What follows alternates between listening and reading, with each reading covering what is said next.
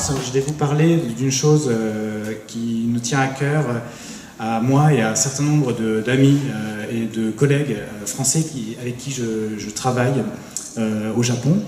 Et nous avons monté une association, un groupe qui s'appelle France Asian Connection, dont vous pouvez trouver le site en ligne maintenant. Il y a tout un tas de conseils. Et donc le sujet du jour, en fait, ça va être justement comment est l'industrie de l'animation au Japon et comment on y travaille. Donc voilà, je vais vous expliquer deux, trois choses. Donc moi, je m'appelle Stanislas Brunet, j'ai une carrière de méca designer, background designer, c'est-à-dire du décor au trait, des choses comme ça. Et au Japon, j'ai travaillé dans le studio Satellite avec monsieur Kawamori. Et je vais vous montrer deux, trois petits exemples de ce que j'ai fait. Voilà, je n'ai pas beaucoup d'illustrations visuelles aujourd'hui, donc on va en profiter. Je vais vous montrer des boulots, ça sera un peu plus sympa.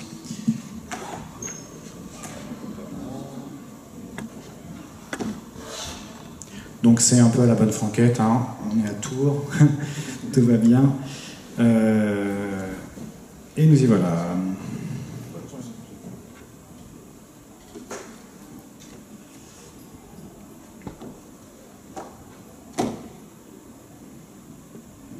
Alors, c'est parti.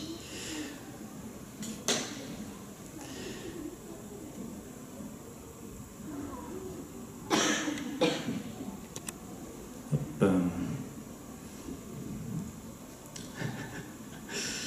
Allez, on revient. Pardon, excusez-moi. Et voilà. Donc moi je suis méca designer. Donc ça, ce sont des images que j'avais préparées pour une conférence, pour un autre événement. Mais on va en profiter, hein, puisque vous êtes là. Je vais vous montrer ces choses-là. Et puis après, je vais parler de manière un peu plus approfondie de ce qu'est le milieu de l'animation au Japon et comment est-ce qu'un Français qui souhaiterait y travailler peut y trouver ses marques, en fait. Donc moi, j'ai commencé à travailler en 2003 avec le Japon sur la série Urban Star Racer, hein, qui est donc une coproduction franco-japonaise et pour laquelle nous nous sommes déplacés au Japon avec une équipe de 3 personnes, moi, Thomas Romain et monsieur Savin Yetman-Eiffel. Donc vous avez juste à côté l'exposition de ce que nous avons vécu au Japon avec des originaux faits par les dessinateurs japonais, et il y a quelques dessins à moi qui traînent aussi par-ci par-là.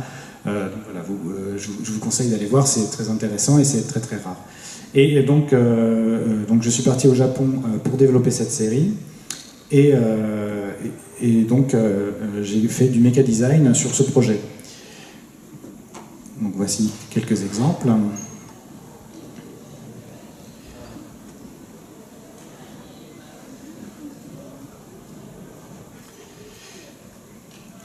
Et voilà, on va passer un peu vite. Donc, des recherches de croquis, de concepts, hein, qui, à l'époque, en fait, ont servi à des designers japonais pour reprendre les modèles, pour retravailler directement dans la production japonaise et être prise par les animateurs. Donc à l'époque, j'étais un peu plus jeune, j'avais un peu moins d'expérience, donc cette transition vers un artiste plus expérimenté était nécessaire pour que les Japonais ne soient pas dépaysés dans leur processus de création. Si j'avais livré les dessins tels quels moi-même, ils auraient été inexploitables par des artistes japonais dans la manière de fabriquer les dessins animés au Japon. Donc ça s'est passé comme ça, et donc c'était plutôt des designs de conception. Donc il y a eu beaucoup de choses, des décors, et beaucoup de petits croquis pour expliquer l'univers. Tout ça, c'était pour enrichir un univers qui ensuite allait être adapté en série, donc faire l'objet de la fabrication de différents épisodes. Et mon rôle sur cette série, donc, c'était de faire le design des décors. J'ai aussi fait quelques décors qu'on peut retrouver et du design de décors pour la 3D. Voilà, donc ça c'est, vous voyez, alors, un bon exemple de ce que peut être un bureau de quelqu'un qui travaille au Japon. Donc du papier partout. Parce qu'il faut savoir qu'au Japon, la fabrication des dessins animés se fait encore de manière analogique, c'est-à-dire crayon, papier pour les animateurs, Et on passe à la phase numérique à partir du moment où on met en couleur les dessins. Donc il y a beaucoup de papier dans les studios, et les studios ressemblent à un gros fatras de carton. C'est très petit et très, très compact. Donc voilà un exemple de ce que j'ai pu faire pour faire la 3D. Donc ça défile, on va attendre que ça soit fini, puis je vais passer un peu plus vite. Donc voilà tout un tas d'éléments de conception qui servaient ensuite aux artistes 3D à mettre en image les scènes de course, par exemple. Et donc il fallait fabriquer tous les environnements qui seraient en full 3D dans ces scènes. Et ensuite, j'ai continué, après avoir fait cette série, j'ai enchaîné sur des productions 100% japonaises. Et donc là, de mon poste où j'étais un petit peu au concept des projets, je suis redescendu à un poste un peu plus subalterne, un peu moins risqué, et je me suis retrouvé sous la houlette d'un designer japonais pour travailler justement sur des designs de décors pour un projet qui s'appelait Astrea Testament Witch of the West. Donc pareil, du design de décor, mais c'est toujours, alors cette fois-ci au crayon, et pour expliquer comment étaient les environnements, aussi du design de créatures, et j'ai commencé à faire bifurquer ma carrière progressivement vers le mecha design. À la suite de ce projet, j'ai changé complètement de société et je suis allé travailler pour la société Satellite, qui m'a tout de suite proposé de travailler sur le projet Helsing à la direction artistique. Alors là, c'était le grand saut, puisque j'ai d'abord fait les designs de décors, et ensuite ils m'ont proposé de faire la direction des couleurs, c'est-à-dire la mise en couleur des décors. Et il a fallu donc imaginer l'aspect visuel réel et concret de tous ces décors pour Helsing. Donc Helsing a un univers assez dark, sanglant, où j'avais souvent besoin de dessiner des impacts de balles dans les murs, et c'était sympa, c'était assez récréatif. Voilà. Donc il y avait pas mal de choses à faire, et pour moi c'était une expérience assez intéressante, puisque au même moment on m'a commandé les designs d'une série qui s'appelait Angélique, donc une série où il y a une héroïne en fait qui doit choisir parmi je sais pas 10 garçons différents, donc une sorte de romance pour filles, et ça n'avait rien à voir au niveau du style, mais je devais faire les deux projets en même temps. Donc voilà la variété des choses qu'on peut rencontrer au Japon, et ça coexiste sans problème. Voici un autre type de travail que j'ai souvent fait, qui consiste à remettre du détail dans les scènes, dans les plans où le décor est principal. Et donc ce travail-là a été fait sur Macross Frontières, où j'ai beaucoup travaillé justement à réhabiller, enfin remettre du détail en fait dans des scènes qui manquaient un petit peu de réalisme. Donc, par exemple, si vous avez vu la série, toute la séquence de San Francisco, dans l'épisode 1 et l'épisode 2, j'ai retravaillé les décors pour rendre un aspect très réaliste en fait, plus San Francisco, donc pour ces scènes-là. Donc ça c'est ce que j'ai fait. Donc là j'ai commencé ma carrière au studio Satellite, et j'ai enchaîné sur un certain nombre de projets. Donc là, je vais passer un peu plus vite pour vous expliquer un petit peu ce qu'est après l'animation japonaise. Alors, je vais faire défiler les images, et puis en même temps, je vais vous parler d'une toute autre chose, c'est-à-dire le contexte de l'animation au Japon, avec le volume de production et différentes choses comme ça. Donc ça, c'est la série Basquash, une série qu'on a fait à destination du marché japonais, et qui s'inscrivait en fait dans les 200 séries qui sont produites chaque année au Japon. Il faut savoir qu'en France, on produit à peu près 74 heures de programme on produit 300 heures de programme par an en France, et au Japon on produit 2000 heures. Donc ça vous donne une équivalence, une échelle en fait de la taille du marché japonais. Et c'est sans commune mesure. Par un autre exemple tout simple, si on produit 6 films pour une année en France, 6 films d'animation au cinéma, pour le Japon, on en produit 74. Donc ça n'a rien à voir. Et donc pour produire toutes ces œuvres, ça demande évidemment beaucoup de main-d'œuvre, beaucoup de travail de design, beaucoup de travail d'animateur, de décorateur. Donc il y a une industrie qui est vraiment très très développée au Japon, avec vraiment beaucoup de gens qui travaillent dedans. Juste pour citer de tête, comme ça quelques chiffres, je crois qu'il y a à peu près 6000 animateurs. Rien que pour parler des animateurs, donc les gens qui dessinent l'animation, il y a 6000 animateurs qui travaillent dans la région de Tokyo à l'animation.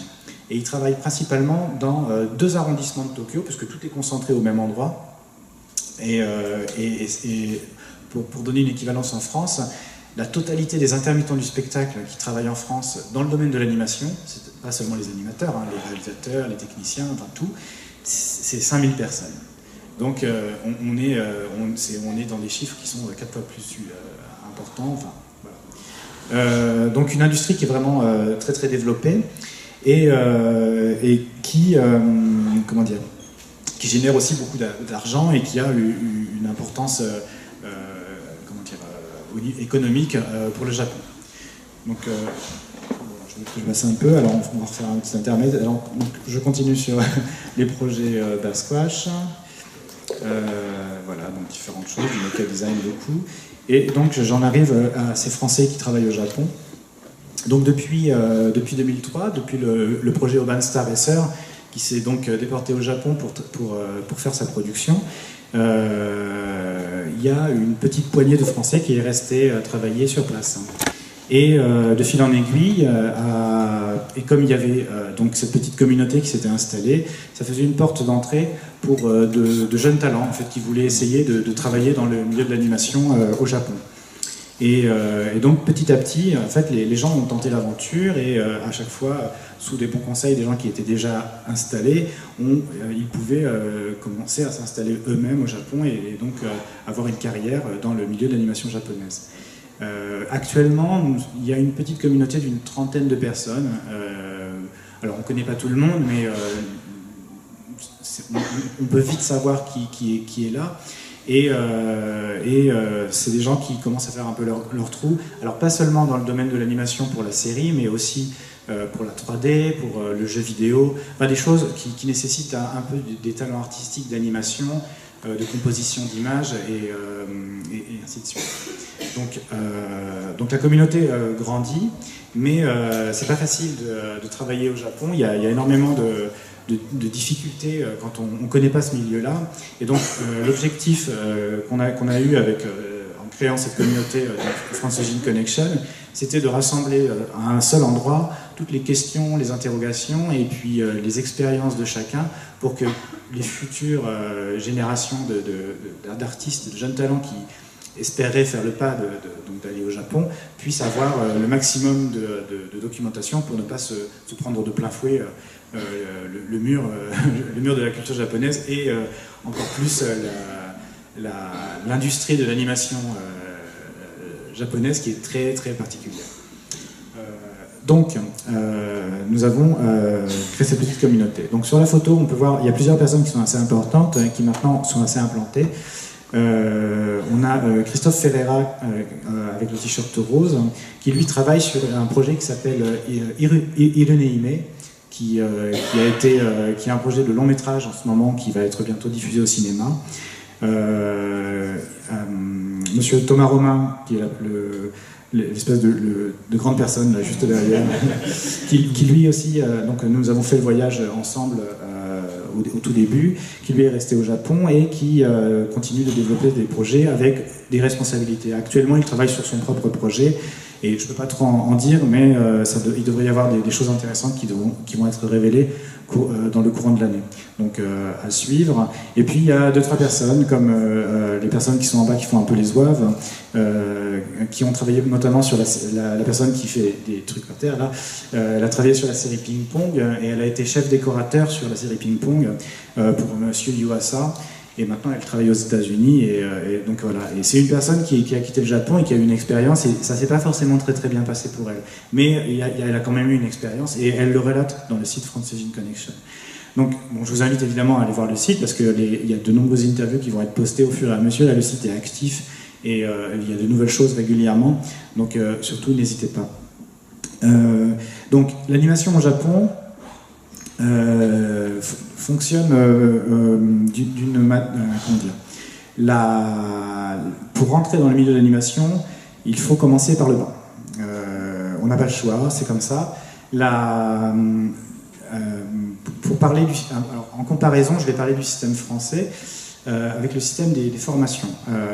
Quand vous êtes vous vous formez à l'animation en France, en général, vous faites une école après le bac et vous postulez dans des écoles d'animation qui, en général, sont à peu près à 8 000 euros l'année, en moyenne.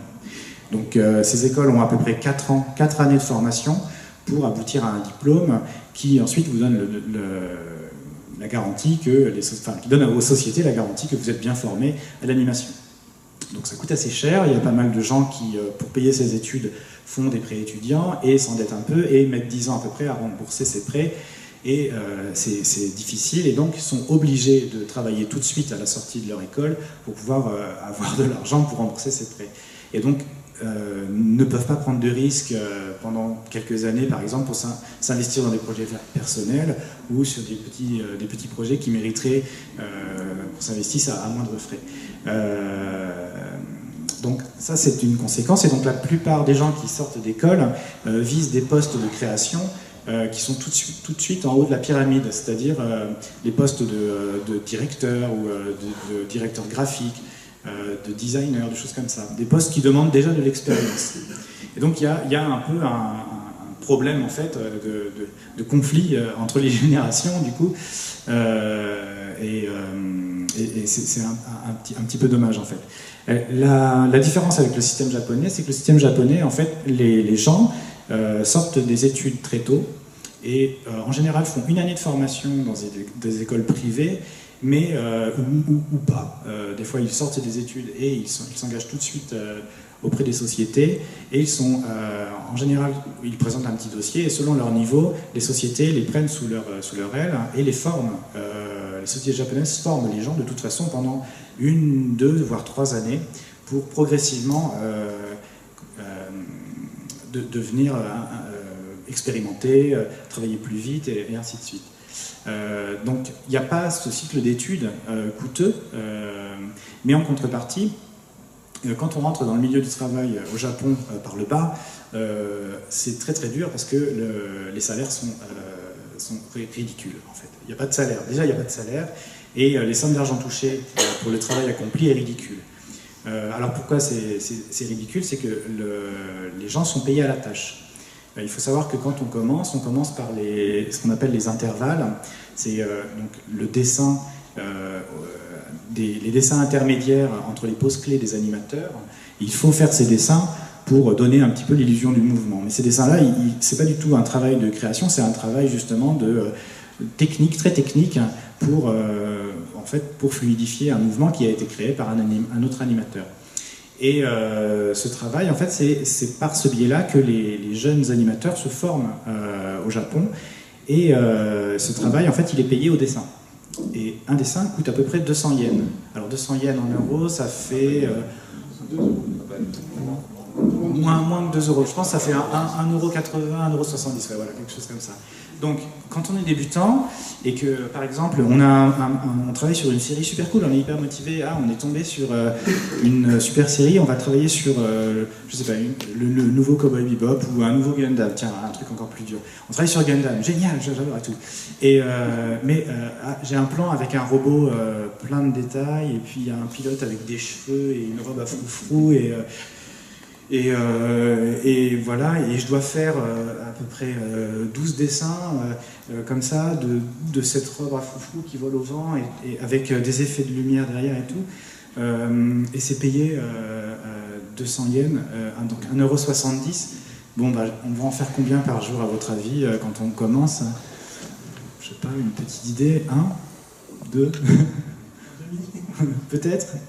Et on va essayer quoi. Donc, en gros, on fait 3 dessins par jour quand on débute, quoi. Et c'est vraiment très très dur. Donc on ne peut pas vivre.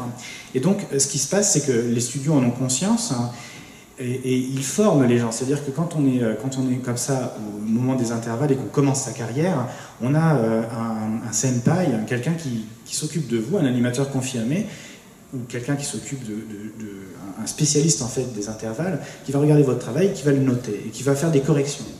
Et donc les premières années, c'est vraiment des années d'apprentissage. Et au fur et à mesure, on va s'améliorer, et au fur et à mesure, on pourra avoir plus de rapidité, plus de dextérité, et les gens vont pouvoir accéder à des postes un peu plus élevés. Et ils vont devenir animateurs, et ils seront plus payés au dessin, mais ils seront payés au plan, et ils auront des plans, ils pourront s'organiser, et ainsi de suite, ils pourront un peu mieux gagner leur vie, et on progresse comme ça, mais ça prend plusieurs années à chaque fois, c'est très très lent. Et c'est ce qui fait qu'il y a souvent des problèmes quand les Français veulent rentrer dans le milieu de l'animation par ce biais-là, c'est qu'ils ont fait déjà 4 ans d'études dans des écoles très spécialisées, avec un crédit sur le dos, et ils arrivent là et on leur dit, bon ben, tu vas recommencer, tu vas tout désapprendre de ce que tu as appris dans ton école, et on va te reformer, et tu vas pas vraiment être payé au début, donc tu viens au Japon, mais il faut que tu t'achètes il faut que tu aies un appart, il faut que tu puisses manger et tout ça, mais en fait ça va pas être possible de payer très très bien, donc c'est très très difficile en fait pour les Français d'arriver comme ça et de faire de l'animation au Japon. Donc il y a des métiers comme ça qui sont assez durs, assez hard en fait à maîtriser en fait pour les jeunes Français qui rêveraient de travailler là-bas, mais c'est pas impossible. Il y a des exemples, il y a plusieurs exemples, notamment il y a quelqu'un qui s'appelle Cédric Hérol, qui aussi est animateur au Japon et qui maintenant est même chef animateur, c'est-à-dire qu'il corrige les animateurs japonais. Et cette personne en fait elle est arrivée au Japon en étant animateur 3D au début. Oui. C'est Sakam?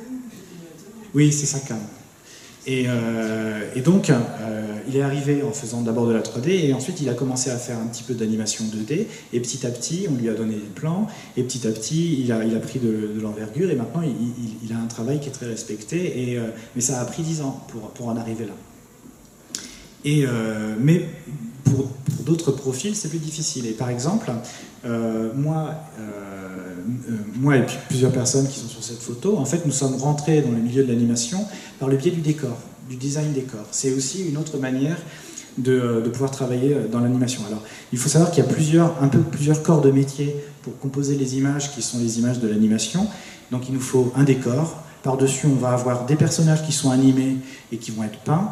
Et souvent, après, il faut compositer ces images dans des logiciels comme After Effects, par exemple, pour rajouter des effets de lumière, des effets de fumée, de choses comme ça, pour finaliser l'image. Et donc, et on peut même mettre des niveaux avec des objets qui sont animés en 3D aussi. On peut mélanger tout ça. Et donc, c'est vraiment des corps de métier différents. Et on peut travailler dans l'animation au Japon en passant par ces différents corps de métier. Il n'y a pas que l'animation des personnages. D'ailleurs, c'est plutôt recommandé de ne pas essayer de trop se focaliser sur l'animation des personnages pour essayer de faire carrière là-bas. Alors pourquoi je dis ça? C'est que la plupart des animateurs au Japon sont spécialisés dans l'animation des personnages, et donc il y a beaucoup de concurrence. Et donc, qu'est-ce qui fait qu'un studio japonais va dire, bon bah, ok, je vous prends vous qui venez de l'étranger, ça va être un peu plus compliqué, à la place d'un japonais en fait qui pourrait travailler aussi bien, même plus vite que vous, parce qu'il a déjà un peu plus d'habitude par rapport au style japonais, et ainsi de suite. Et donc, on peut rentrer par d'autres voies, comme le décor, comme la 3D, ou comme le design, ou encore comme le compositing à la fin.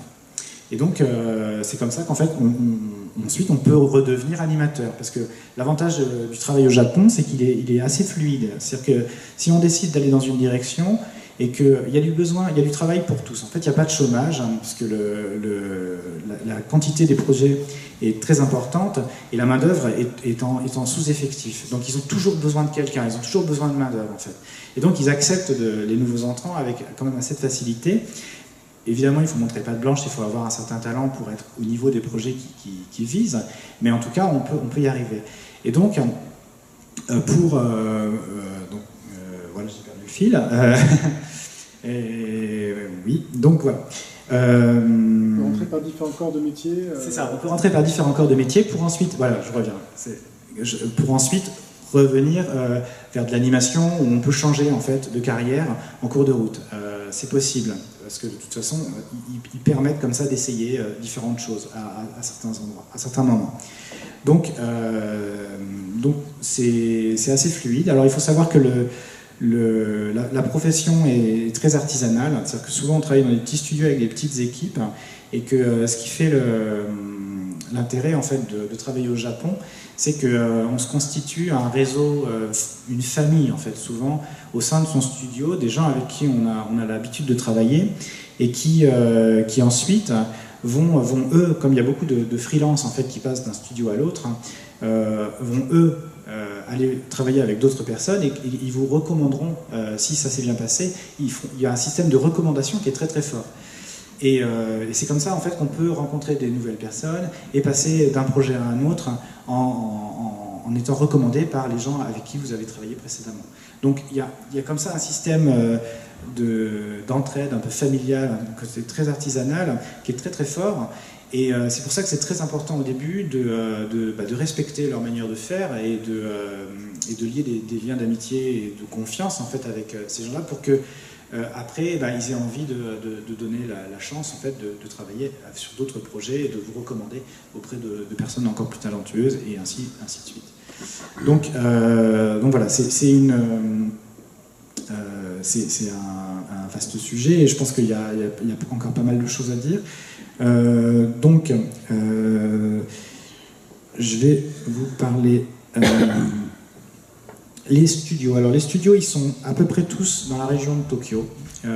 C'est une sorte de bizarrerie géographique qui est due au fait que les premiers studios d'animation au Japon, historiquement, étaient à Tokyo. Et donc petit à petit, en fait, les gens qui étaient dans ces gros studios sont partis, ont fondé leur propre studio, mais juste à côté. Et il faut savoir qu'au Japon, en fait, il y a énormément d'entraide entre les studios pour faire les projets. Il y a beaucoup de projets, peu de studios, et donc les studios ont tendance à s'arranger entre eux pour arriver à boucler en fait les projets, à rendre les projets en temps et en heure. Et donc il y a plutôt une sorte d'esprit d'entente entre les studios pour sous-traiter le travail à certains endroits, et donc il y a un côté collectif en fait. Et donc les studios comme ça se sont progressivement éclatés sur une zone géographique qui est très très proche. Et donc ça se trouve dans l'arrondissement de Suginami ou de Nerima, qui sont deux arrondissements de Tokyo. Et c'est là, ça regroupe, je crois, il y a 375 sociétés qui sont toutes au même endroit.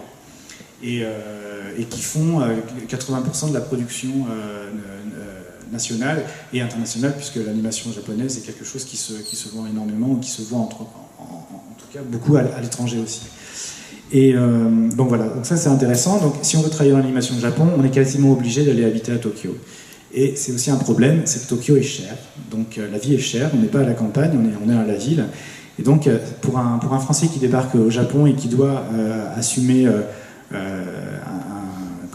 le coût de son appartement, plus une nouvelle vie, et en plus qu'il n'est pas très bien payé, c'est assez difficile. Alors, il y a des petites astuces pour se loger sur Tokyo. Il y a notamment les guest house, qui sont des espèces d'appartements un peu communautaires, où on a juste une pièce à soi, et il y a une pièce commune. Ou alors on peut louer des appartements à la semaine.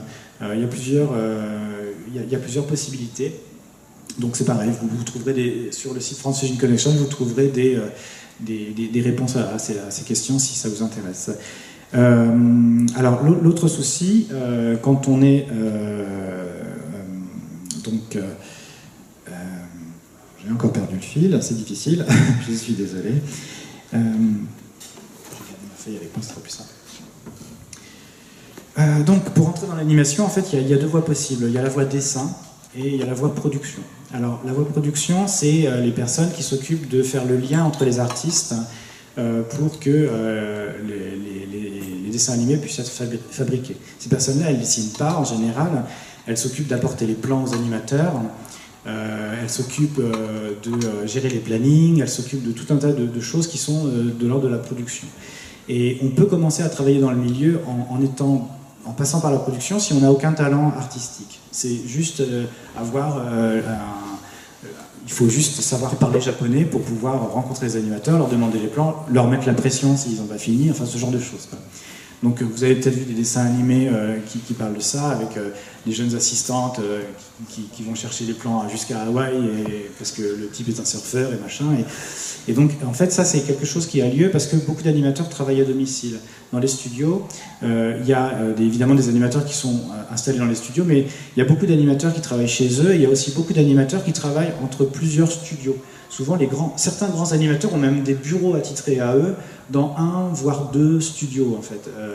Et au cas où ils voudraient bosser là, ils peuvent venir même travailler sur le projet d'un autre studio, ils peuvent venir travailler dans un studio. C'est possible, c'est toléré en tout cas. Pourquoi ils font ça? C'est parce que la meilleure manière d'avoir quelqu'un qui travaille pour soi, et comme la main-d'œuvre est rare, la meilleure manière d'avoir un animateur talentueux qui travaille pour ça, c'est de lui avoir une place au sein du studio, et comme ça on peut un peu regarder ce qu'il fait, et les assistants de production peuvent lui mettre aussi un peu la pression au passage, lui confier des nouveaux trucs, le motiver à travailler sur les projets de la société en question. Donc il y a ce truc du freelance, hein, et c'est pour ça que les assistants en fait sont obligés de se déplacer pour aller chercher les plans, et donc il faut avoir son permis de conduire, et souvent c'est un peu difficile d'avoir son permis de conduire au Japon pour un étranger en fait.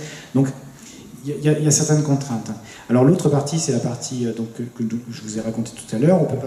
On peut rentrer dans le milieu de l'animation par le bas en commençant en faisant les intervalles. Donc ça c'est la partie artistique. En général, le parcours, on commence par faire les intervalles. Ensuite, on devient animateur. Et souvent, les animateurs, en fait, soit deviennent chefs animateurs, restent animateurs parce qu'ils aiment faire ça, soit ils font du storyboard, ou alors, et à partir du moment où ils font du storyboard, ils peuvent faire aussi de la mise en scène, et peuvent devenir réalisateurs au bout d'une vingtaine d'années en général. Et il y a des progressions qui sont possibles. Et ces progressions, elles se font au fur et à mesure des projets. Alors, il faut savoir que les projets au Japon sont nombreux, et donc, en général, sur une année, on peut travailler sur 2, 3, voire 4 projets différents, car le turnover des projets en fait est très rapide. Donc voilà, donc ça c'est pour la partie un petit peu explicative de la production au Japon. Alors, si par exemple vous voulez travailler au Japon, il y a plusieurs petites choses qu'il faut avoir en tête. La première, c'est de manière tout à fait pragmatique, c'est la langue. Si vous n'arrivez pas à communiquer avec les Japonais pour la production, c'est un peu difficile. Donc, la première chose, c'est d'apprendre à parler un peu japonais pour pouvoir se faire comprendre. Alors, on peut avoir un petit niveau de japonais et quand même travailler dans les métiers de la production. Alors, les métiers de la production, ce sont les métiers qui ne sont pas les métiers de conception des projets, mais c'est au moment où tout est conçu et on commence à fabriquer en fait les épisodes. Et ces moments-là, en fait, tout est cadré, c'est très clair ce qu'il faut faire. Donc il n'y a pas trop d'inconnus, et donc on peut confier le travail à des gens sans avoir à leur expliquer des choses trop complexes. Si les personnes peuvent arriver à comprendre comment lire un storyboard ou comment lire, on peut leur expliquer facilement ce qu'ils ont à faire, ils peuvent travailler assez rapidement. Par contre, pour tous les métiers de la création, tout ce qui se passe en amont en fait, de la production, la pré-production, là c'est plus difficile, parce que dans ces cas-là, il faut participer à des réunions avec les réalisateurs, avec les créateurs des projets, et donc là il faut être en mesure de discuter avec eux pour leur soumettre des idées et des concepts. Donc là aujourd'hui on a vu M. Kawamori qui a encore fait une conférence sur Macross, et il parle beaucoup de ces concepts, de ces choses-là, et les créateurs comme M. Kawamori sont des gens très très bavards, et dans les réunions, si on comprend pas ce qu'ils racontent, c'est très très difficile d'arriver à leur soumettre des dessins qui leur conviennent en fait. Donc il faut avoir un peu plus de connaissances du japonais pour pouvoir travailler à des postes un peu plus à responsabilité au niveau de la création, c'est important. Alors l'autre chose aussi, c'est avoir conscience que le Japon, il y a des règles toutes simples à cause des visas, et on peut pas faire n'importe quoi. Pour travailler au Japon, il faut avoir un visa de travail, mais c'est pas la seule possibilité qu'on a si on veut tester le travail au Japon. Le visa qui est le plus utilisé, et que nous on a pas mal utilisé avec les gens qui sont venus pour des courtes périodes, c'est le visa vacances-travail. C'est un visa qui est très pratique, hein, qui a lieu dans pas mal de pays. C'est une sorte de collaboration entre les pays. Il y a les visas vacances-travail pour la France, pour les Japonais. Et il y en a un certain nombre qui sont délivrés par an. Et alors, bon, pour la France, ils sont tout de suite pris. Apparemment, c'est très populaire au Japon d'aller faire un an d'études en France, hein, enfin un an de voyage en France. Mais par contre, pour le Japon, il y en a souvent encore beaucoup qui sont disponibles. Et donc, on peut facilement avoir un visa vacances-travail si on remplit les conditions nécessaires. Alors, le visa vacances-travail, il est valable une année. Il faut avoir 30 ans, jusqu'à 30 ans révolus, c'est possible. Je crois que c'est entre 18 et 30 ans, quelque chose comme ça. Et ça permet de travailler, de faire du tourisme ou de travailler au Japon pendant une année. Et donc, c'est un visa qui est très pratique quand on veut tester en fait ce que c'est que la vie au Japon, le travail au Japon, et qu'on ne connaît pas et qu'on n'a pas envie de s'engager dans un truc trop lourd, genre vendre son appart. Ça laisse des possibilités. Donc ça, c'est un visa qu'on utilise beaucoup. Mais sinon, après, une fois que ce visa il est passé, ou si par exemple on a 32 ans, bah mince, on ne peut pas l'utiliser. Là, il n'y a pas 36 alternatives. En fait, il faut avoir un visa de travail qu'une société va vous préparer, en fait. Et donc, il faut avoir des contacts avec une société. Donc, je vais y revenir après. Il y a donc le visa de travail. On a aussi le visa de conjoint. Donc là, si vous êtes marié avec une japonaise ou un japonais, vous pouvez aussi travailler au Japon, c'est possible. Et en dernier lieu, il y a le visa étudiant qui permet donc de travailler quelques heures, je crois, peut-être 28 heures par semaine, quelque chose comme ça, en tant qu'étudiant. Donc il faut être dans une université et remplir les conditions pour ça. Donc voilà, ça sont les différents cas de visa rencontrés. Donc je vais reparler du visa de travail. Et le visa de travail s'obtient parce que les sociétés japonaises font les démarches nécessaires pour vous l'envoyer. C'est pas à vous de le faire. Et pour arriver à obtenir ça, il faut avoir négocié au préalable avec une société japonaise un contrat de travail et voilà, il faut qu'elle s'engage à vous faire travailler. Alors, comment est-ce que ça se passe pour rencontrer une société japonaise et nouer les contacts? Alors, nous, on a cette expérience, on a un petit peu vu ça régulièrement. Il y a plusieurs méthodes pour rencontrer les gens. La première, alors, ce qui est tout à fait déconseillé, d'abord, c'est d'arriver un petit peu sans connaître la société avec qui on veut travailler. C'est-à-dire y aller la fleur au fusil, genre on est en voyage au Japon et puis pouf, on va faire la tournée des sociétés et puis on va montrer son travail et tout ça. Ça, c'est à proscrire hein, parce que en général, ils sont très sympas, ils vous accueillent, ils disent bonjour. Donc vous parlez pas japonais évidemment et ils parlent pas anglais en général, il y a très peu de gens qui parlent anglais, donc ils vous accueillent, ils trouvent quelqu'un qui parle anglais quelque part, c'est un peu la panique et le gars vous dit c'est très intéressant ce que vous faites, vous êtes très très doué, tout ça machin. Donc vous avez l'impression d'avoir passé un moment génial, ça s'est hyper bien passé et tout, et en fait vous vous êtes un peu fait avoir, c'est-à-dire que vous les avez bien dérangés. Ils ont notifié votre présence et je pense qu'ils vous rappelleront jamais et vous en êtes même pas rendu compte. Voilà. Et ça, c'est le truc qu'il ne faut pas faire. Ils détestent ça, en fait. Tout simplement, les rendez-vous à l'improviste, c'est une catastrophe. En général, ça aboutit jamais. Donc, il ne faut pas le faire. Et ce qui est recommandé, en fait, c'est de prendre contact avec les sociétés. Il faut leur envoyer un mail, tout simple. Le mieux, c'est d'écrire. Alors, c'est d'écrire en japonais, de faire un mail en japonais. Si vous n'êtes pas sûr, vous pouvez joindre un mail en anglais équivalent, et c'est d'envoyer votre CV, une lettre de motivation, tout ça écrit en japonais, et puis un petit portfolio ou quelque chose, une adresse en ligne pour qu'ils puissent regarder votre travail. En général, ils ne font pas une réponse immédiate, ils sont un peu lents, mais si jamais vous avez une réponse, c'est assez bon signe en général, puisque ça veut dire qu'ils se sont intéressés à votre truc, mais si vous avez une réponse, ça peut encore prendre 3 mois derrière avant que vous ayez un mouvement. Hein. Il faut pas. Alors, faut relancer de temps en temps, faut pas être trop intrusif, et ça peut déboucher. Il y a une autre méthode pour les gens qui utilisent pas mal les réseaux sociaux, c'est de rentrer en contact avec des animateurs un peu talentueux, d'échanger, de montrer un peu ses dessins, de voir si les gens ils accrochent à ce que vous faites, à votre style, s'il y a un petit peu une connivence en fait, qui s'installe entre vous via les réseaux sociaux comme Twitter. Alors il faut savoir que Twitter est très utilisé par les Japonais. Il y a énormément d'animateurs qui sont sur Twitter et de producteurs aussi. Et en général, quand ils repèrent des gens qui les intéressent, des illustrateurs qui ont des choses en ligne, qui sont assez talentueux, ils n'hésitent pas à en parler autour d'eux et ça se sait vite. Donc ces gens-là, en fait, si vous sympathisez de cette manière-là, vous pouvez vous arranger un petit peu pour que ces gens vous présentent à des producteurs et des gens qui sont en fait plus influents pour pouvoir prendre la décision de vous embaucher. Donc dans ces cas-là, vous pouvez obtenir des rendez-vous. Et ça, c'est intéressant, c'est-à-dire qu'à partir du moment où vous obtenez un rendez-vous, à ce moment-là, vous pouvez vous déplacer au Japon et puis vous pouvez, si vous arrivez à en obtenir plusieurs dans plusieurs studios, c'est encore mieux. Mais vous pouvez rencontrer directement des animateurs qui vont vous présenter à leurs collègues et vous apporter votre travail et tout le monde va regarder ce que vous faites et là vous aurez vraiment un contact humain réel en fait avec des gens qui s'intéressent à ce que vous faites et ça sera très productif. Donc ça c'est une bonne méthode et donc il faut discuter, faut essayer de nouer des contacts sans être trop intrusif. En général ils disent jamais vraiment, quand ça leur plaît pas ils disent pas. Quand ça leur plaît et que ça les intéresse, que vous les intéressez, que votre profil peut être un profil intéressant pour eux, pour utiliser dans la production, ils le disent et de manière très polie et ils vous demandent de renvoyer des éléments où vous sentirez qu'il y a un mouvement particulier. Donc ça, il faut faire un peu attention. C'est un truc qu'on ne pense pas quand on est en France ici et qu'on débarque au Japon, mais c'est pas du tout la même manière de gérer en fait les premiers contacts. Donc voilà.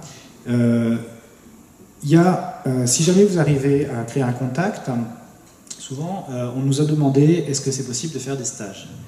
Alors, il y a la possibilité du visa vacances-travail qui offre des possibilités pour travailler sans avoir trop d'obligations vis-à-vis d'un employeur ou ce genre de choses.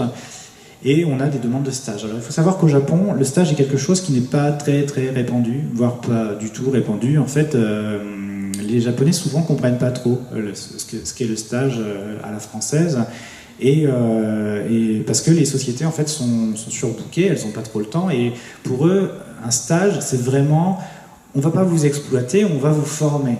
Ils ne partent pas du principe qu'on va tout de suite mettre les gens sur des productions pour qu'ils travaillent et pour en tirer un bénéfice sans les payer, quoi, en fait, pour avoir les voir travailler sur quelque chose sans leur verser un salaire, parce qu'ils estiment de toute façon que les gens ne seraient pas adaptés pour travailler dans la technique de l'animation japonaise, et donc il leur faut une formation de toute façon pour rentrer dedans.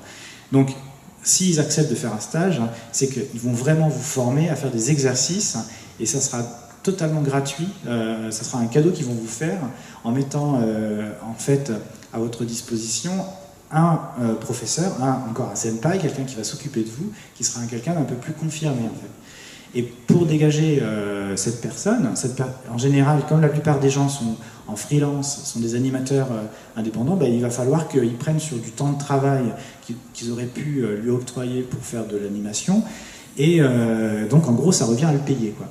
Donc ça veut dire que pour eux le stage leur coûte de l'argent, et ils ne voient pas trop l'intérêt en fait, de dépenser de l'argent pour former quelqu'un qui risque de repartir dans quelques mois en fait. Donc ils ont un petit peu du mal avec la notion de stage, mais il y a des sociétés qui acceptent de le faire quand même. Il y a pas mal de sociétés qui, par exemple comme le studio Aoki, ou même dans le studio Satellite, comme il y a la communauté des Français, on comprend ce système de stage, on voit un peu l'intérêt que ça peut représenter pour les futurs collaborateurs, pour rencontrer nous aussi en tant que personnes travaillant au Japon et en étant un peu coupés des écoles de formation françaises, ça nous permet de rencontrer des jeunes Français fraîchement sortis d'école qui désirent tenter l'aventure. Et donc comme ça, on peut voir si les gens sont valables et si ça marche, on peut les embaucher. Et on a une personne comme ça qui travaille à Satellite actuellement, qui s'appelle Vincent Niem, qui est venu pour faire un stage et qui est resté après au Japon et maintenant qui travaille en CDI à Satellite.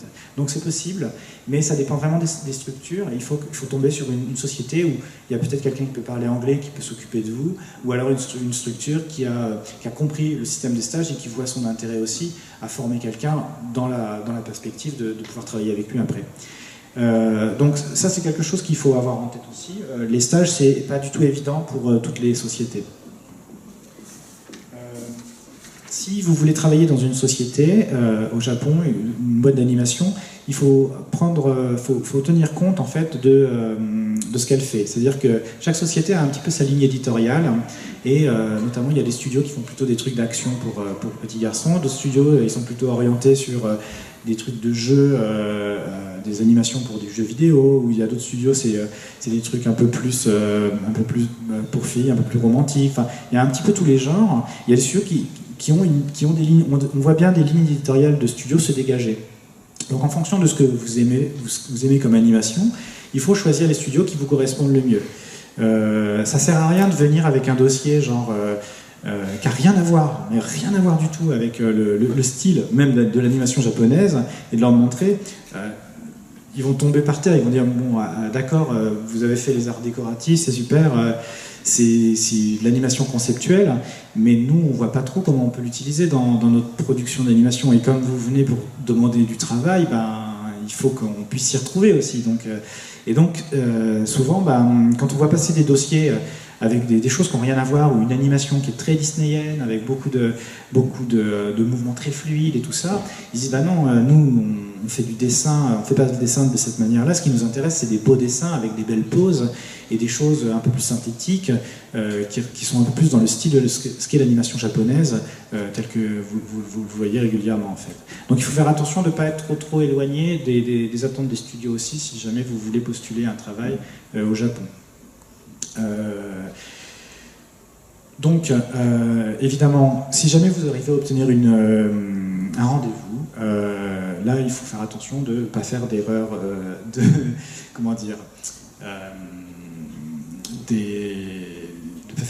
de respecter les usages. Voilà, c'est ça que je voulais dire. Il y a 2-3 trucs qu'il faut savoir. Par exemple, quand vous avez un rendez-vous, il faut avoir sur soi toujours la fameuse carte de visite, qui est un élément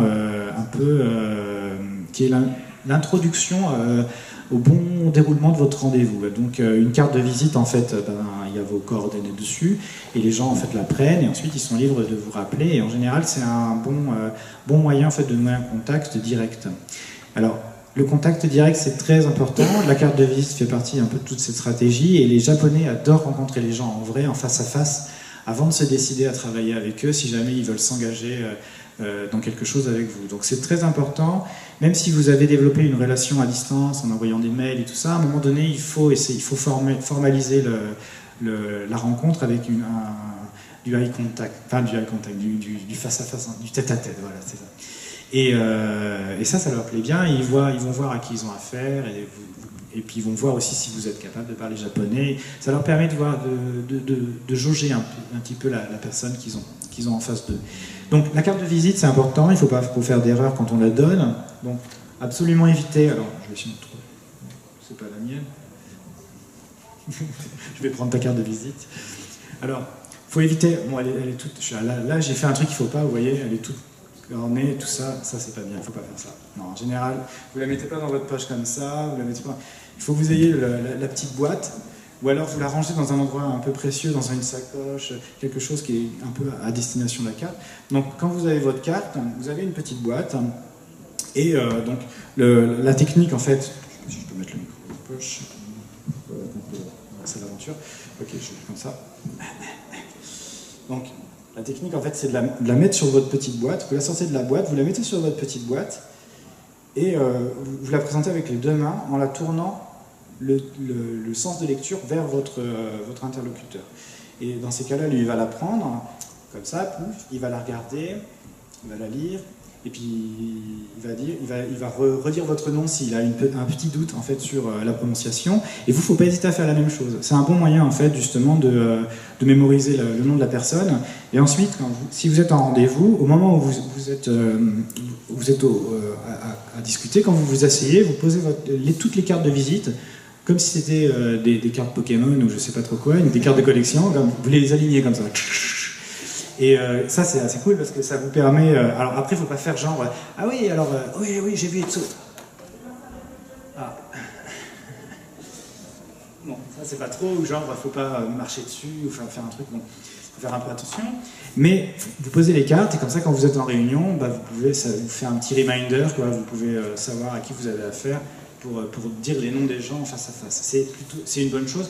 Et là si vous faites ça devant eux, ils vont comprendre que vous avez un petit peu potassé le sujet et que bon, vous êtes sérieux, vous faites des efforts. Donc ça c'est bon, la carte de visite, faut faire attention, surtout pas faire genre ouais comme ça ou bon, et si vous en avez pas, faut vous excuser, ça arrive aussi, des fois ils l'oublient, eux aussi ils l'oublient, donc mais le mieux c'est d'en avoir une quand on fait un rendez-vous officiel parce que c'est le plus pratique. Donc ça c'est l'usage. Le rendez-vous, il faut toujours être assez poli en fait, de pas trop laisser parler les gens, être attentif à ce qu'ils racontent. Et puis, si vous ne comprenez pas des choses, bon, dans la mesure du possible, il ne faut pas trop le faire, mais en tout cas, n'hésitez pas à leur poser des questions pour avoir des compléments d'information. C'est pas figé, il faut, voilà. Ce qui est important, c'est d'avoir une bonne relation. Oui.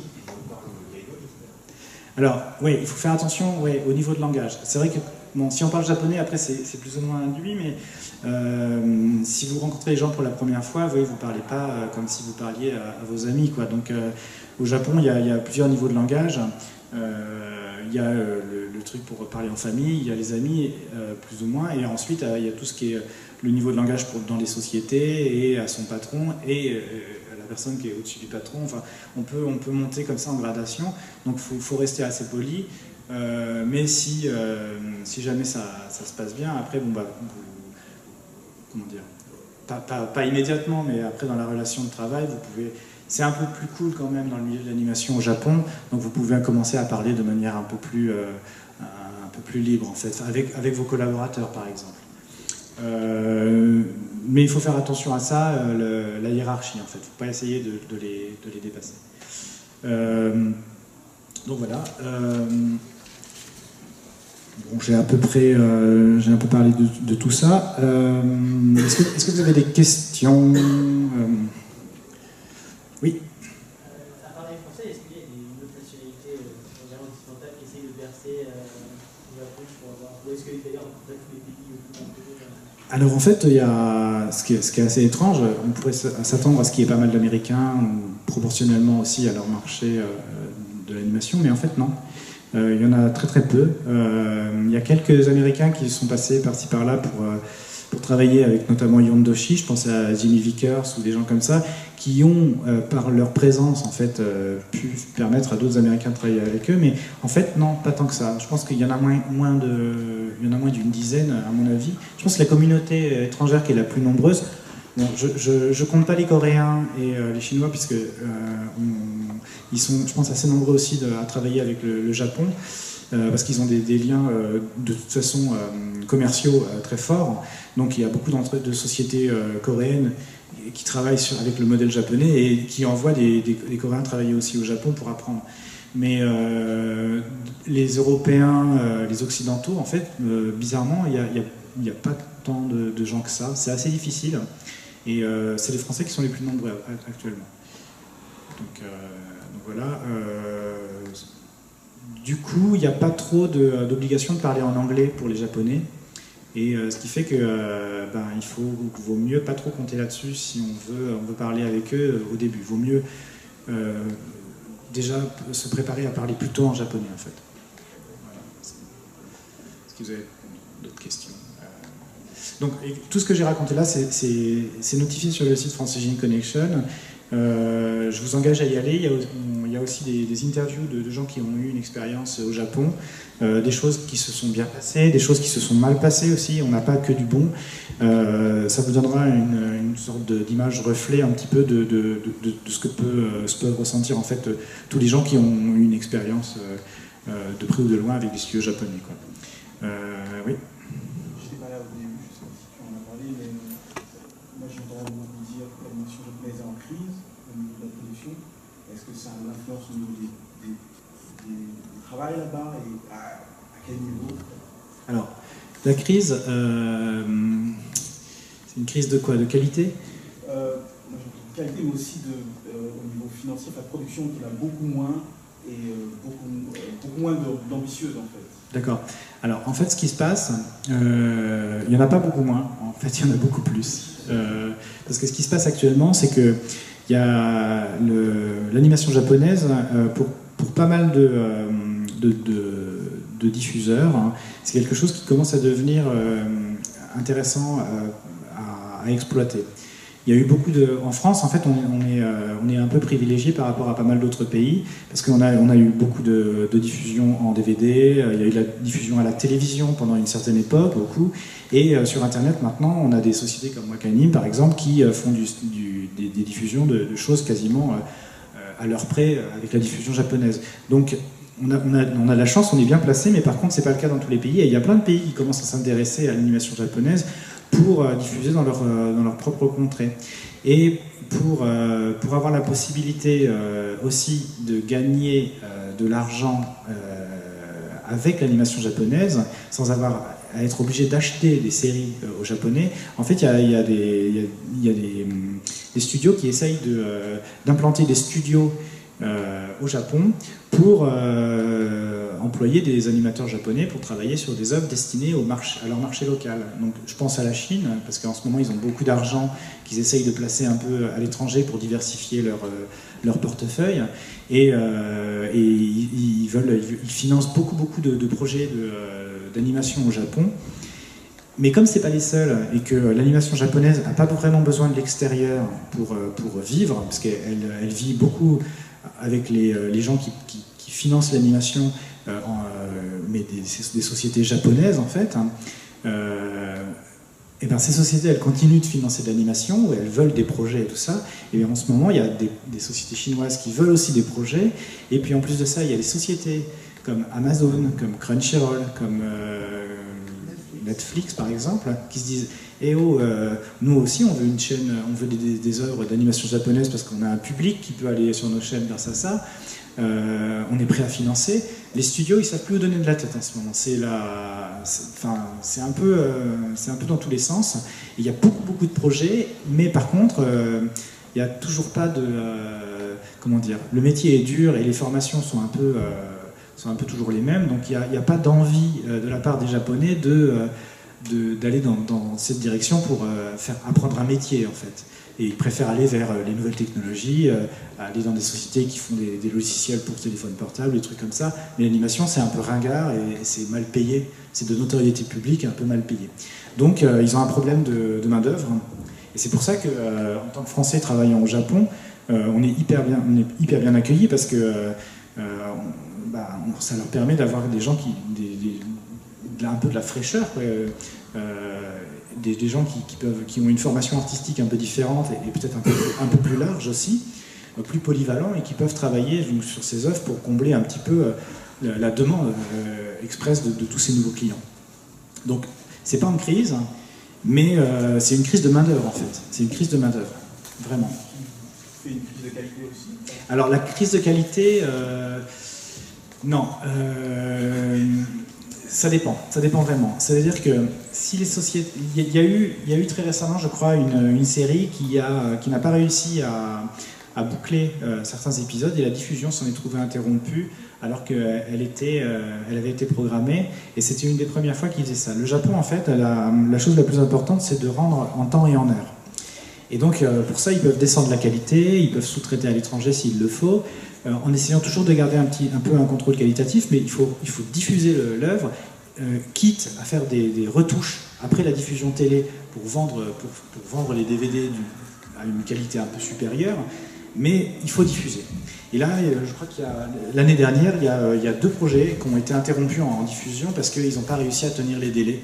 Alors il faut savoir qu'au Japon, en fait, souvent, on commence à diffuser les séries à la télé, alors que la production n'est pas du tout finie. En général, le mieux, dans le meilleur des cas, c'est de faire tous les épisodes et de diffuser. Mais ça, c'est assez rare.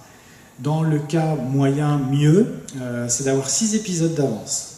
On a fait 6 épisodes, on appelle ça, on a 6 épisodes en banque, et on commence à diffuser. Et après, il faut produire un épisode toutes les semaines, ou toutes les 2 semaines au début, et puis toutes les semaines à la fin, quand le planning est vraiment devenu très court. Donc sur la fin des projets, notamment quand c'est des séries de 26 fois 26 minutes, c'est très dur sur les 12 derniers épisodes, parce que là il n'y a plus de temps, On a mangé toute la marge qu'il y avait et donc il faut vraiment faire un épisode par semaine. Donc c'est là qu'on sent que la qualité diminue parce que là ils envoient les trucs, c'est pas corrigé aussi précautionneusement et il y a des petites baisses de niveau en fait, même d'une partie d'épisode à une autre, quoi. La partie A et la partie B sont pas tout à fait au même niveau, quoi. Ça peut arriver à cause de ça. Mais en général ils essayent de s'arranger quand même pour garantir un niveau de qualité à peu près constant. Et ils ont mis en place tout leur système de production dans cet esprit-là. Ouais, voilà. Dernière question. Oui, au sujet de la crise, donc j'espère avoir, parce que moi j'ai entendu parler d'un peu par rapport à ça, et apparemment, mais est-ce qu'il y a une crise au niveau de la consommation au Japon? Alors, c'est un peu difficile. Alors, il faut savoir qu'au Japon, le public est un public qui a tendance à être de plus en plus un public de niche. Alors, ça va peut-être changer, mais c'est la tendance actuelle, c'est qu'il y a de moins en moins, il y a beaucoup d'animation, et l'animation est très stéréotypée. Et à partir du moment où les enfants dépassent l'âge de, je sais pas, 18 ans, 20 ans, au-delà de 22 ans, ils s'intéressent plus trop à l'animation. Ils ont autre chose à penser et donc ils sont plus très consommateurs d'animation. Donc la cible principale, c'est surtout les adolescents jusqu'à un peu cet âge de maturité. Mais ils continuent d'essayer de développer des animations pour adultes. Mais les adultes sont vraiment un tout petit segment en fait, du public. Et le truc, c'est que ces adultes-là sont des super fans des projets. Quand ils adorent un projet, ils vont le soutenir financièrement en dépensant dans tous les sens, dans tous les produits dérivés, en achetant tout. Les coffrets à prix d'or, ils s'en fichent, ils comptent pas, c'est leur projet d'amour. Et donc, c'est quelques fans, en fait, je sais pas, ça représente peut-être entre 10 000 et 5 000 personnes, et ben ils tiennent en fait l'économie du projet. Et si le projet il n'a pas coûté trop cher à produire, et ben il peut exister et avoir une rentabilité pas énorme, mais grâce à cette niche en fait, ce public de niche qui va vraiment l'adorer et le soutenir. Et c'est étonnant, mais c'est pour ça qu'au Japon, notamment les DVD et les Blu-ray sont vendus à des prix de malade en fait. Tu peux acheter un coffret pour 60 000 yens, donc 60 000 yens, je sais pas combien ça fait 5 000, non, 500 euros. 500 euros un coffret DVD, enfin, voilà quoi. C'est là, 70 euros les 15 épisodes. Oui, c'est ça, c'est fou quoi. Enfin, ils sont très très beaux les coffrets, il n'y a pas de problème, mais ça vaut pas 500 euros quoi. Donc moi je le regrette, je le déplore, je pense comme beaucoup de Français, parce qu'en plus ici on a une diffusion d'animation qui est quand même super accessible, on a des trucs à 10 euros, on a des coffrets de séries avec 26 épisodes à 10 euros, enfin, c'est génial, il faut en profiter, quoi. Donc ça, les Français ont vraiment de la chance de ce point de vue-là, parce que, et ça a tendance à ouvrir vers le large public, parce que c'est accessible, et donc les jeunes peuvent encore se permettre d'acheter des choses dans ces gammes de prix. Au Japon, ça se réduit vers les adultes de plus en plus à cause de ça. Donc voilà. Est-ce qu'il y a encore des questions? Oui. Je me posais des statuts de contrat de travail, parce que nous on a le CDD, le CDI. Oui. Comment ça se passe là-bas? Ah oui, c'est intéressant ça. Alors, le statut principal pour travailler dans l'animation, c'est freelance. C'est-à-dire qu'on est rattaché... alors, il y a plusieurs variations. Soit on est payé au plan, et donc dans ces cas-là, tous les mois, on fait le détail sur une facture, on fait le détail de ce qu'on a fait, et le mois d'après, en fait, ils donnent l'argent. Ça, c'est le truc le plus libre, et les animateurs aiment bien travailler là-dedans parce que ça leur permet de choisir leur projet, de changer de studio s'ils en ont envie. Ils sont totalement libres et ils ne veulent surtout pas être coincés dans une structure comme le sont ce qu'on appelle les salaryman, en fait. Et ils ne veulent pas porter de costume, ils veulent venir tranquille en pyjama s'ils le veulent. C'est ça qui motive aussi le choix qu'ils ont fait au début de travailler dans cette industrie, la liberté. Donc il y en a beaucoup qui restent en freelance. Mais il y a aussi beaucoup d'animateurs, en fait, qui décident de se mettre en Keiyakushine. Keiyakushine, en fait, c'est le CDD, c'est l'équivalent du CDD. En fait, on peut être en contrat d'une durée d'1 an, renouvelable, et ça permet d'avoir une garantie, en fait, tous les mois. Donc, au bout d'un certain âge, les gens aiment bien avoir ça, comme ça ils sont sûrs d'avoir à peu près le même niveau de vie pendant une année, quoi. Donc voilà, et après, le niveau d'au-dessus encore, c'est la personne qui est en CDI, donc le CA-Shine. Et donc cette personne-là, en général, elle est affiliée à une société, et elle a la garantie de son salaire et pas mal d'avantages, en fait, parce que la société japonaise offre beaucoup d'avantages à ses CDI, et elle a une sécurité sociale plutôt pas mal, elle a la retraite, s'il y a une couverture, il y a des assurances, enfin, tout ça c'est intégré. Ils font même la déclaration d'impôt de votre femme à votre place, enfin des trucs comme ça, quoi. C'est assez poussé. Mais par contre, la contrepartie, c'est qu'on ne peut pas travailler pour d'autres sociétés. On est affilié, mais bon, comme en France, en fait, on est affilié à une société. Donc dans le système de l'animation japonaise, où il y a beaucoup de contrats qui viennent de l'extérieur, en fait, souvent, quand on est en CDI et que quelqu'un d'extérieur veut travailler avec vous, il doit passer par la société qui vous emploie. Donc vous touchez le même salaire tout le temps, et après, la société s'organise pour ramasser un peu d'argent au passage. Il y a un petit pourcentage, et puis... Donc vous pouvez être rentable à un certain moment pour vos sociétés si vous êtes très très demandé et que vous êtes justement dans ce cadre du CDI. Oui. Janica, c'est ce que ça vaut surtout en ce moment, mais est-ce que vous êtes syndiqué, vous, des Français? Non. Aucun? Non. Janica, ouais. Ouais, on se demande où va l'argent, quoi. Ouais.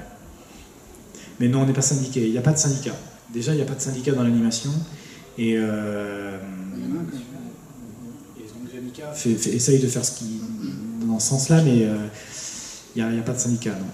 Les animateurs, et c'est pour ça, c'est un problème, c'est que les animateurs n'ont pas revalorisé le coût du travail au fur et à mesure des années, et donc en gros, on leur demande de faire la qualité des longs métrages comme les films de Macross des années 80, mais au prix des dessins animés de Osamu Tezuka, quoi. Donc bon, c'est un peu abusé, quoi.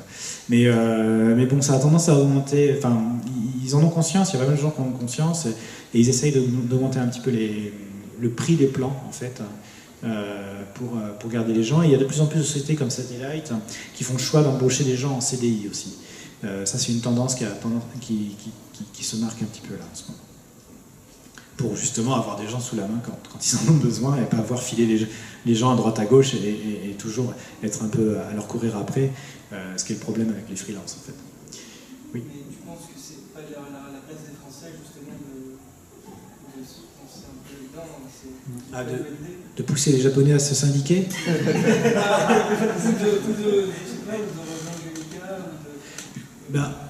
Ça, c'est une autre question. Enfin, introduire la grève des animateurs. Non.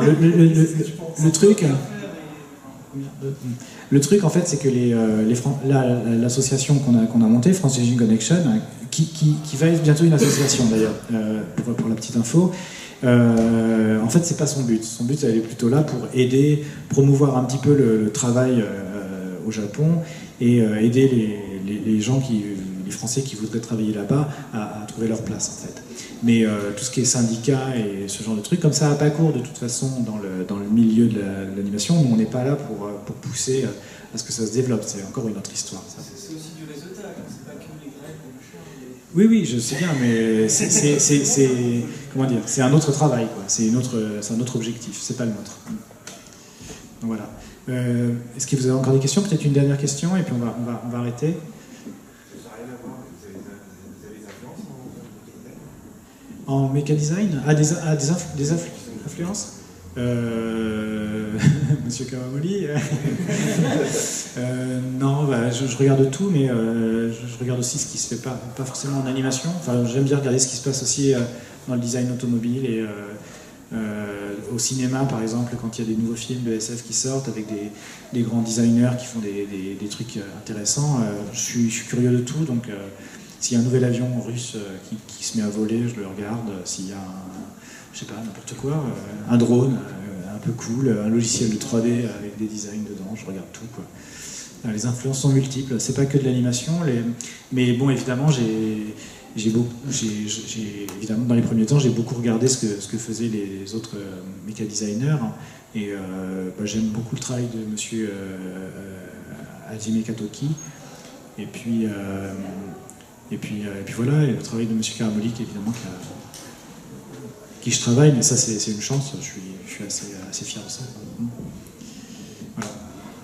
Donc je vous remercie pour cette séance. C'était pas très animé en images, mais voilà, donc s'il y a des choses qui n'ont pas été très claires, je vous engage à aller sur le site France Engine Connection, vous tapez France Engine Connection, et puis vous allez tomber dessus tout de suite, il n'y en a qu'un. Et il y a tout un tas d'explications sur comment se débrouiller, et puis vous aurez des expériences données par des Français, donc ça c'est vraiment intéressant. Donc n'hésitez pas.